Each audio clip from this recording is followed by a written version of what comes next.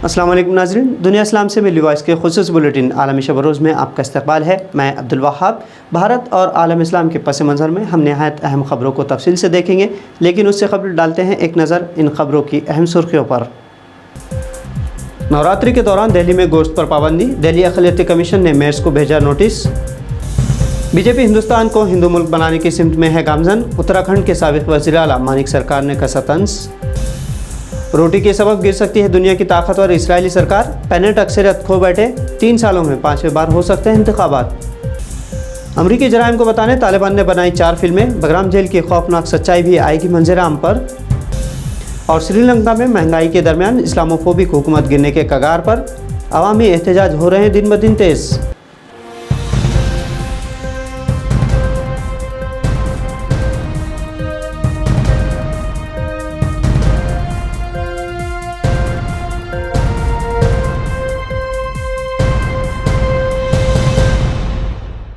नवरात्रि के मौके पर दिल्ली में बीजेपी के ज़ेर असर कई मकामात पर गोश्त की फ़रोख्त पर पाबंदी लगाने का ऐलान किया गया है, जिससे नाराज़ कौमी अक़लियती कमीशन ने दिल्ली के 3 म्यूनसिपल कॉरपोरेशंस और उनके मेयर और कमिश्नर्स को नोटिस भेजे हैं। इस नोटिस में पूछा गया है कि उन्होंने नवरात्रि के दौरान गोश्त की दुकानों पर पाबंदी लगाने के अहकामात किन क़वानीन के तहत जारी किए हैं। जनूबी दिल्ली के मेयर मुकेश सोरेन ने मुतल्लिक़ा अफसरान को हिदायत दी थी कि वो नवरात्रि तक गोश्त की दुकानें बंद रखने के लिए मुनासिब इक़दाम करें।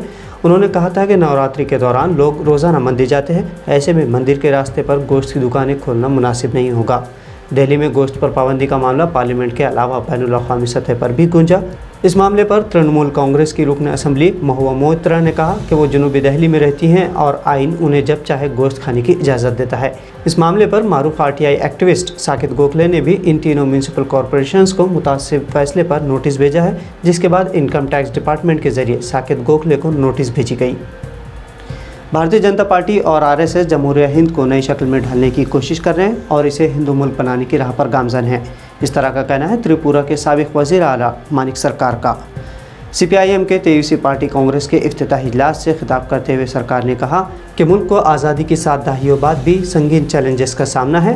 हिंदुत्व ताकतों और कॉरपोरेट इदारों के दरमियान इत्तेहाद हो चुका है, जो मरकज़ में आमिराना हुक्मरानी के हामी बन चुके हैं। उन्होंने कहा कि न्यू लिबरल और कॉरपोरेट नवाज पॉलिसियों से लोगों की हालत बदतर हो चुकी है और हुक्मरान पार्टी की इस किस्म की सेक्युलरिज्म और इत्तेहाद का मुकाबला करने के लिए अवाम को भी मुत्तहद होकर अपनी जद्दोजहद तेज़ करनी चाहिए। नाज़रीन, क्या आपने कभी सुना है कि रोटी की वजह से कोई हुकूमत टूटी हो? सुनकर आपको अजीब लगेगा, लेकिन यह हकीकत है। दुनिया के सबसे ताकतवर कहे जाने वाले इसराइल में मौजूदा वज़ीर आज़म नफ्तली बेनेट की कुर्सी खमीर की रोटी के सबब ख़तरे में है। दरअसल यहूदियों में पासओवर त्यौहार मनाया जाता है और इस त्यौहार के दौरान यहूदी अक़ीदे के मुताबिक अस्पतालों और दीगर मकामात पर खमीर रोटी अच्छी नहीं मानी जाती और मौजूदा वज़ीर आज़म नफ्तली बेनेट की हुकूमत ने अस्पतालों में खमीर रोटी फराहमी का ऐलान किया है। इससे नफ्तली बेनेट की कुर्सी खतरे में आ गई है और सियासी सूरत हाल मज़ीद ख़राब हो गई है। बेनेट हुकूमत के इस फैसले के खिलाफ उनके इत्तेहादी यमीन पार्टी की एक अहम रुकन पार्लिमान एदित सलमान ने पासओवर यहूदी त्यौहार के दौरान हुकूमत की जानिब से अस्पतालों में खमीर रोटी और दीगर खाने की अशिया फराहम किए जाने पर हुकूमत से अलहदगी का फ़ैसला किया है। यहूदी रिवाज के मुताबिक पासओवर त्यौहार के मौके पर खमीरी रोटी नहीं दी जाती, जिससे नाराज़ होकर सलमान ने अपना इस्तीफ़ा पेश कर दिया। हालांकि उनके इस्तीफ़ा से बेनेट की मखलूत हुकूमत फ़िलहाल इक़्तिदार से महरूम नहीं होगी, लेकिन 120 रुकनी पार्लिमान मुअल्लक़ रहेगी। अगर बेनेट सरकार एतमाद खो देती है और इलेक्शन होते हैं तो ये इसराइल में 3 बरस के अंदर 5वें इंतखाबात होंगे। नफ्तली बेनेट 8 सियासी जमातों की हिमायत से हुकूमत चला रहे हैं। इनमें इस्लाम पसंदों से लेकर सख्त कौम परस्त और आज़ाद ख्याल जमातें भी शामिल हैं, जो सिर्फ साबिक़ वज़ीर आज़म बेंजामिन नेतन्याहू की मुखालिफत में मुत्तहिद हुई थी। 120 रुकन इसराइल पार्लिमान में इस वक्त बेनेट को 60 अराकीन की हिमायत हासिल है। यूक्रेन पर रूसी हमलों के सबब अक़वाम मुत्तहिदा की जनरल असम्बली ने यूक्रेन में इंसानी हुकूक़ की संगीन और मुनज़्ज़म खिलाफ वर्जियों की रिपोर्ट्स पर रूस की इंसानी हुकूक़ कौंसिल की रुकनीत मुअत्तल कर दी है। इसके बाद रूस ने खुद से छोड़ने का इसे ऐलान कर दिया। अक़वाम मुत्तहिदा की जनरल असम्बली में अमरीकी कोशिशों के बाद होने वाली वोटिंग में रूस की रुकनीत मुअत्तल करने के हक़ में 93% वोट डाले गए, जबकि 24 ममालिक ने इसकी मुखालिफत की और 58 ममालिक ने वोट डालने से गुरेज़ किया। वोट से गुरेज़ करने वालों में पाकिस्तान, भारत और बांग्लादेश समेत दीगर जनूबी एशियाई ममालिक शामिल थे। वोटिंग के बाद अक़वाम मुत्तहिदा में रूस के नायब सफ़ीर गेंडी किज़मन ने इसे एक गैर क़ानूनी और सियासी मकासद पर मबनी इक़दाम करार दिया और ऐलान किया कि रूस ने इंसानी हुकूक़ कौंसिल को छोड़ने का फ़ैसला कर लिया है।